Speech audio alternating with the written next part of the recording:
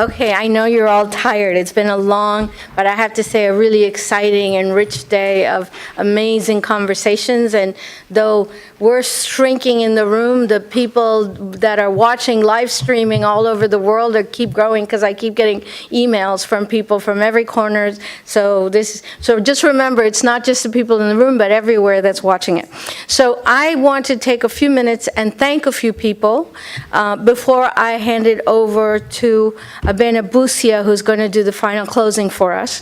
And so before she comes on, I want to say that this event and the whole day was supported in large part by different offices at Rutgers that help pay for airplane tickets, the room, the food, and all of this. So the first is, I want to thank the Office of the Executive Vice President for Academic Affairs, Richard Edwards, and Karen Stubis in particular, who really pushed to get us resources to be able to do this event.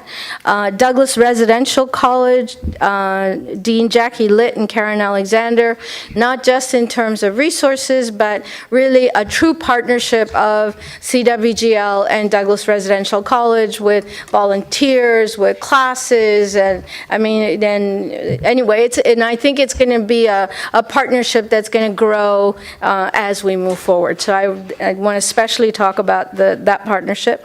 The Center for Global Advancement and International Affairs, the Global Health Biennial Theme, and Joanna Rogulska, who also helped support this meeting. The Undergraduate Academic Affairs Office, and Greg Jackson, who's the head of it. I want to especially thank the Office of the President and President Robert Barchi, who came this morning to open the event and gave us a welcome in the morning. But I also want to especially thank Dr. Francis Barchi, who has been an incredible supporter and has helped us in many ways throughout this process.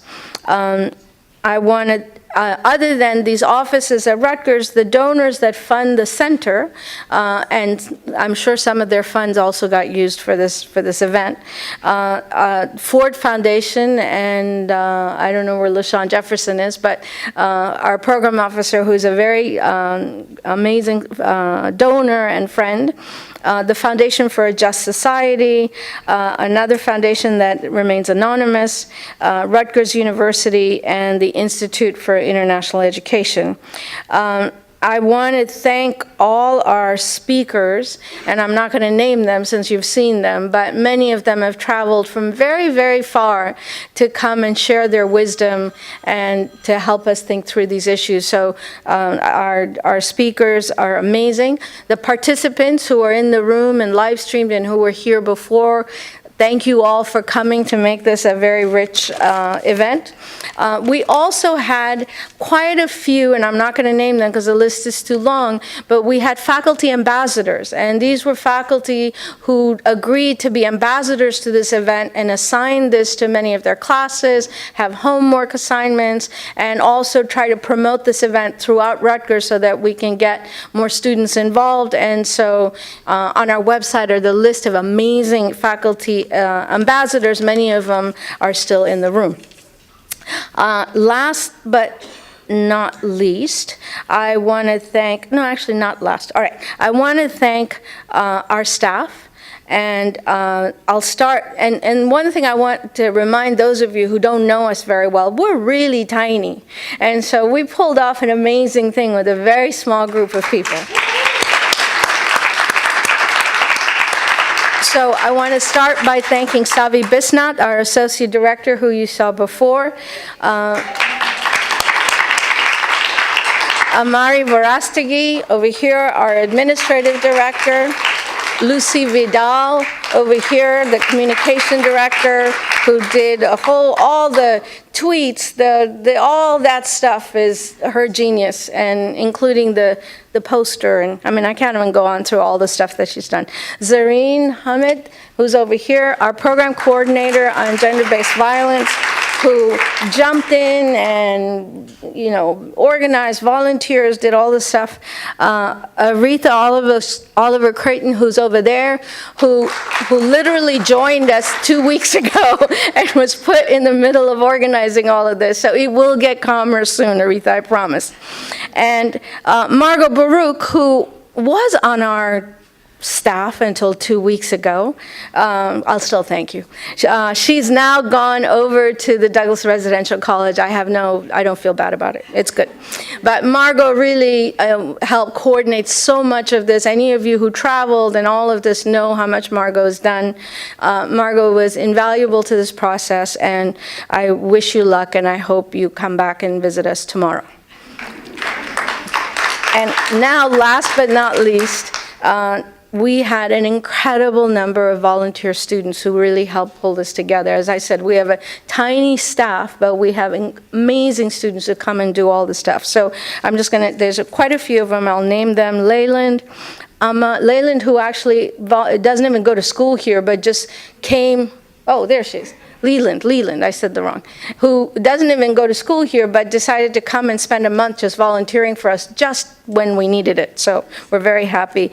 Aparna, I don't know where they are, they're somewhere. Sri Devi, Srivida, Mariel, Anya, and Dina. And I think those are just the ones I have the names of. There are probably more who've done a lot. And so I just want to thank everyone for all the work that everyone has done to put together what I think was an incredible one-day symposium. And so I would like to ask Abina Busia to come up here. The chair of Women's and Gender Studies, a very, very old and loyal and close friend of the Center for Women's Global Leadership. Good evening, die-hard people.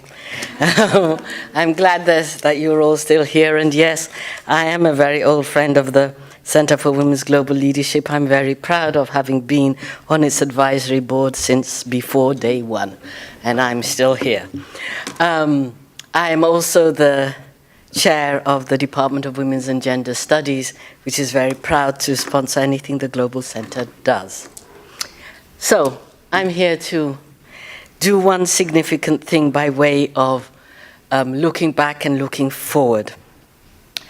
An Igbo proverb tells us, if you can't tell where the rain began to beat you, you will not know when the sun dried your body. That is to say, if you don't know your past, you cannot articulate your future.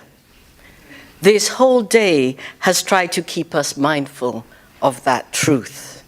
We have to know what led to Vienna and what came out of it before we can understand the work we need to continue to do.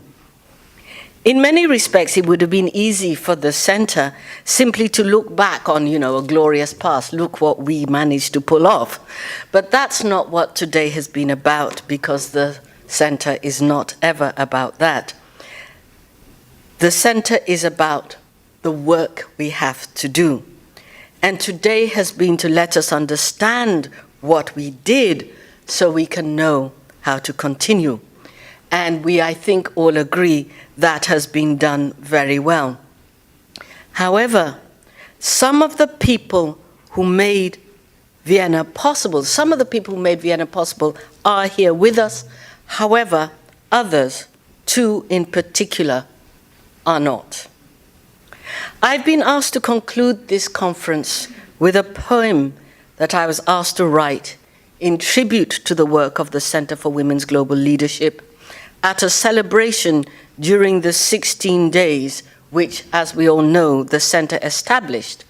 The occasion was a candlelight vigil organized by the Canadian High Commission in Accra in 1995. It was the 6th of December, the anniversary of the Montreal Massacre, which falls in that 16 days. And they wanted to honor those women, as well as those people who work to ensure those violations do not continue to happen, women like those of us in this room. Usually, when I offer this poem, I therefore read the names of the 14 women to stand for the millions around the world they represent as the candles are lit. However, today I want to read only two names and ask Charlotte Bunch and Radhika Balakrishnan, the founding director and the current director of the Center for Women's Global Leadership, to come up here, please, and to come and light candles of remembrance for two of our colleagues, for two of our colleagues in the human rights movement who were integral to the activities at Vienna, but who are not here today. And given the work that we do, we must celebrate that these two women passed away in the security of their loved ones, especially as one of them in particular had faced death threats against her for the courageous work she did. However, given the realities faced during the work they do and the sustained pressure and toll that that work takes, I feel I must mention, given the importance of health security for all of us, that they both died of cancer, one of ovarian cancer and the other of breast cancer. I think we must also take knowledge of that and think of what it means. The two women I'm speaking of are Rhonda Copeland, September 15th, 1944 to May 6, 2010, US lawyer, teacher, human rights activist, founder of the Women's Human Rights Clinics and the Women's Caucus for Gender Justice. Her work changed the legal landscape for human rights defenders, bringing recognition, for example, that rape was indeed an act of genocide and that states could indeed be held accountable for acts of terror. The list of what she did for us in human rights law is endless.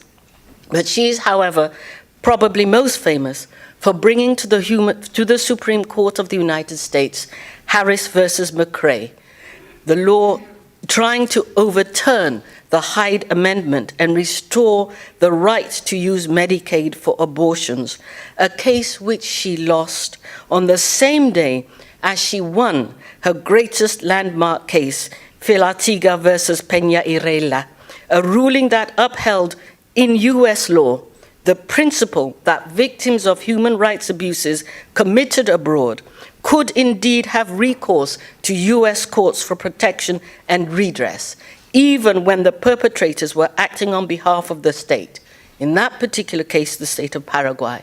But as I said, her work and that law changed so much for human rights defenders and has enabled people to bring to justice cases against state actors and state perpetrators in the United States. It was a fundamental sea change.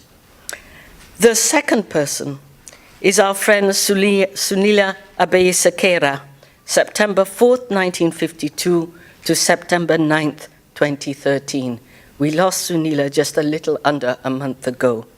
She was a woman who worked tirelessly for 4 decades, fighting for sexual rights, economic justice, and above all, in a home country racked by a long-standing civil war, tirelessly and at risk to her own life, defending the rights of victims of military and state violence in her home, Sri Lanka. It is often pointed out that though a member of the majority Sinhalese community, she understood the claims of the minority Tamil community, yet she never lost sight of the fact that militarism is an equal opportunity violator, and with true courage held both sides of that brutal struggle to account. That is to say, she called the Tamil Tigers to account, just as she did the Sri Lankan government, for the crimes they committed in the name of rights they claimed for themselves, to the exclusion and in violation of others who were invariably women, children, and the vulnerable. She walked the streets of her communities in Sri Lanka, as well as towns across South Asia, where she saw vulnerable people whose rights needed defending, and then haunted the corridors of power in places like the United States nations, telling their stories until her agitation forced them to listen to her voice, whether she was speaking or, as she so wonderfully did, whether she was singing. So today, We light our candles in honor of those two intrepid human rights defenders whose physical presence we miss today in this room, although their spirit lives on. Let's light a candle.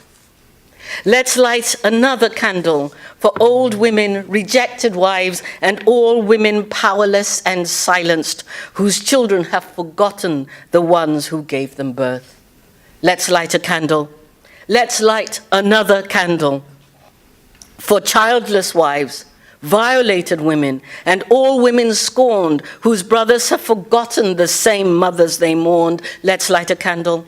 Let's light another candle for women mutilated by parents, battered by partners, all women killed by laws of custom, whose families hold sacrosanct such cultural practice. Let's light a candle. Let's light another candle for comfort women, ethnically polluted women, all women brutalized by rape and sanctions of war, whose states have abandoned them, displaced, seeking refuge. Let's light a candle.